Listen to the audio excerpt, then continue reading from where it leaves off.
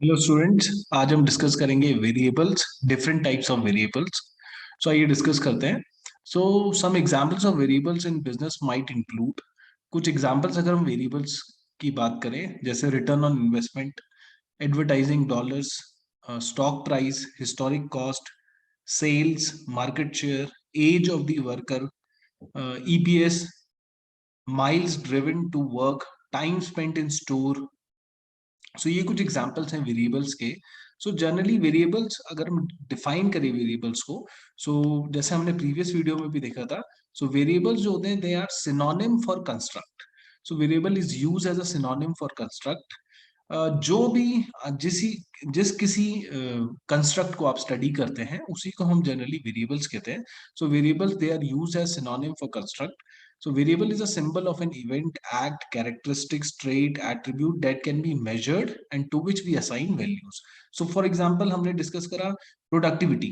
So productivity क्या है? It is an variable जिसको we can assign values. हम performance की बात कर रहे हैं, that is a variable. We can assign values to it. हम investment की बात कर रहे हैं, that is a variable. हम risk की बात कर रहे हैं, वो एक variable है जिसको हम values assign कर सकते हैं. So variable is a characteristics of any entity being studied that is capable of taking different values. So अगर हम height की बात करें, that is a variable, it can take different values. हम weight की बात करें, that is a variable. So variable जो भी आप रिसर्च करेंगे उसमें there has to be some variable जिसको आप स्टडी करते हैं, and variables is a synonym for construct. Variable generally अगर हम ब्रॉडली देखें तो हम डिवाइड करें तो दो तरह के वेरिएबल्स हम स्टडी करते हैं, that is discrete and continuous. So discrete variable discrete numbers जैसे होते हैं वैसे डिस्क्रीट वेरिएबल, सो जिसमें there is no decimal point, कोई भी आपको फ्रैक्शन में नहीं पॉइंट होगा. So all such variable that produce data that fit into categories are said to be discrete because only certain values are possible. So जैसे 1 2 3, there is no 1.2 या फिर 2.3, ऐसा कोई आपके पास ऑप्शन नहीं होगा. और जब आपके पास कंटिन्यूअस वेरिएबल होते हैं, कंटिन्यूअस वेरिएबल मींस पॉइंट्स में आपके पास वैल्यूज होती हैं. सो जैसे आपका टेस्ट स्कोर है, सो टेस्ट स्कोर कैन बी 23.5. आपकी हाइट जो है दैट कैन बी 5.5. सो जब आपके पास फ्रैक्शन में वैल्यूज होती हैं that is continuous variable. Income, temperature, age, test score, ये कुछ एग्जांपल्स हैं कंटिन्यूअस वेरिएबल के. और डिस्क्रीट जब आप कैटेगरीज में डिवाइड करते हैं, सो कैटेगरीज में let suppose which car do you have, तो आपने कैटेगरीज बना दी. सो जहां पर लेट सपोज शेवरोलेट है उसको 5 असाइन करा है, होंडा है उसको 6 असाइन करा है. सो आपने कैटेगरीज में जब डिवाइड करते हैं there is no fraction. So 5.5, there is no option of 5.5. So when you have this type of data या this type of values, that is आपका वो होगा डिस्क्रीट वेरिएबल. और जब आपके पास फ्रैक्शन में वैल्यूज होती हैं दैट इज कंटिन्यूअस वेरिएबल. और फर्दर अगर हम डिवाइड करें, सो अगर हम कॉजल रिसर्च या एक्सपेरिमेंटल रिसर्च की बात करते हैं तो we have independent and dependent variable. So independent variable जिसको बहुत बुक्स में आप देखेंगे प्रिडिक्टर वेरिएबल भी कहते हैं. So this variable is manipulated by the researcher. जिस वेरिएबल को आप मैनिपुलेट करते हैं, जिसको डिफरेंट ट्रीटमेंट्स देते हैं, जैसे अगर हम डिस्कस करें और कोई एग्जांपल अगर हम लेते हैं तो that is let suppose impact of shelf height on sales of any particular product. So किसी प्रोडक्ट को आप अगर बहुत सारी हाइट्स पे रखते हैं, शेल्फ हाइट्स पे, सो उसका सेल्स पे क्या इम्पैक्ट होगा. सो इसमें इंडिपेंडेंट वेरिएबल है शेल्फ हाइट. सो वो वेरिएबल जिसको आप मैनिपुलेट करते हैं, जिसकी बहुत सारी ट्रीटमेंट्स होती है, that is called independent variable. इसको प्रिडिक्टर वेरिएबल भी कहते हैं. एंड सेकेंड होता है डिपेंडेंट वेरिएबल जिसपे इम्पैक्ट होता है इंडिपेंडेंट वेरिएबल का. सो इसको हम क्राइटेरिया वेरिएबल भी कहते हैं. This variable is measured, predicted, or otherwise monitored and is expected to be affected by manipulation of an independent variable. So दो तरह के वेरिएबल होते हैं, independent and dependent. In case of experimental research जिसको आप मैनिपुलेट करते हैं that is called independent variable, और जिसका इम्पैक्ट चेक करा जाता है, जिस पर इम्पैक्ट चेक करा जाता है, that is called dependent variable. Next is moderating variable.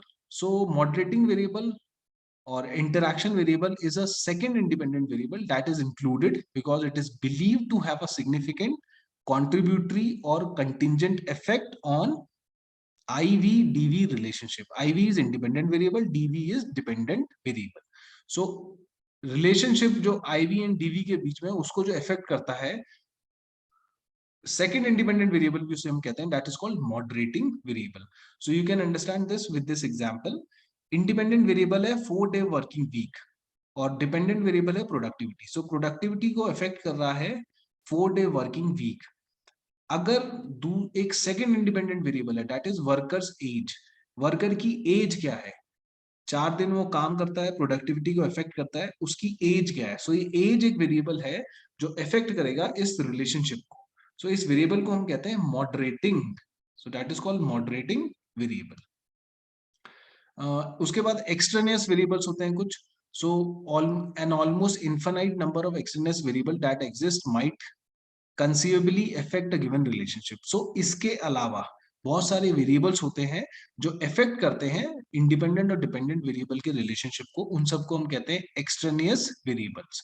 सो ये extraneous variables they can be treated as moderating independent, but most must either be assumed or excluded from the study. So generally हम इसको exclude करते हैं. Most can safely be ignored because their impact occurs in such a random fashion as to have little effect. So generally we ignore this, we do not include such type of variables in our study. Extraneous variable में still अगर आप we want to check whether our results are influenced by them, therefore we include them as control variables. So still अगर आप check करना चाहते हैं कि जो extraneous variable है apart from independent and moderating variable, उसको study में आप include करना चाहते हैं तो you include this as control variable. So you can understand this with this example. So यहाँ पर एक control variable है that is weather जो dependent variable को affect करता है. सो ऐसे आप अपनी स्टडी में इंक्लूड कर सकते हैं सारे एक्सटर्नल वेरिएबल को by including them as control variable. And other external variable is confounding variable. So external variables can also be confounding variables to our hypothesized independent dependent variable relationship. So external variable को you can also include them as confounding variables क्योंकि they confound the result, वो effect करते हैं results को. सो जैसे इसमें examples आप देखते हैं meeting attendance. So moderating variable हमने पढ़ा, control variable, then the next is confounding variable जो रिजल्ट्स को कंफाउंड करते हैं. So one of the confounding variable which we can study is meeting attendance in this example.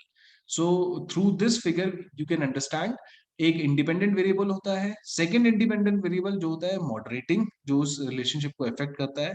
उसके बाद extraneous variables होते हैं जिनको जनरली हम इंक्लूड नहीं करते हैं. अगर आप still you want to include them you can include them in the form of control variables. And then apart from them there are confounding variable जो एक्सट्रेनियस वेरिएबल्स होते हैं उसको भी आप इंक्लूड कर सकते हैं, that is in the form of confounding variables. And lastly intervening variables. So इसके अलावा कुछ वेरिएबल्स होते हैं जो डायरेक्टली इंडिपेंडेंट और डिपेंडेंट वेरिएबल के बीच में इंक्लूड किए जा सकते हैं. सो ये एग्जांपल से आप देख सकते हैं 4-day वर्किंग वीक के जो इफेक्ट था प्रोडक्टिविटी में उसके बीच में एक और वेरिएबल आता है that is called intervening job satisfaction. So 4-day working week के साथ साथ अगर सेटिस्फाइड होंगे वर्कर्स तभी प्रोडक्टिविटी इंक्रीज करेगी, इंप्रूव करेगी. सो दैट इज एक वेरिएबल जो इंडिपेंडेंट और डिपेंडेंट वेरिएबल के बीच में आता है और जो इस रिलेशनशिप को जिसके थ्रू वो रिलेशनशिप इफेक्ट होता है that is called intervening variable. So difference आप देख सकते हैं, मॉडरेटिंग वेरिएबल रिलेशनशिप को इफेक्ट कर रहा है and intervening variable is coming in between that relationship. So ये एक example, this is the last variable. So इस वीडियो में हमने डिस्कस करा there are independent and dependent variables, उसके अलावा moderating variables, control variables, then you have confounding variables, and lastly intervening variables. So these are some of the variables जो भी आप research करते हैं. सो यू शुड नो कि आपके जो कंस्ट्रक्ट है या जो वेरिएबल जो आप स्टडी कर रहे हैं वो किस तरह के हैं, क्या वो इंडिपेंडेंट है, क्या वो कंट्रोल है, मॉडरेटिंग है, क्या वो इंटरवीनिंग वेरिएबल है. So that is very important too, इसलिए हम सारे वेरिएबल जो है उन सब की हमें नॉलेज बहुत जरूरी है before we start our data collection. So that is all for today. Thank you so much.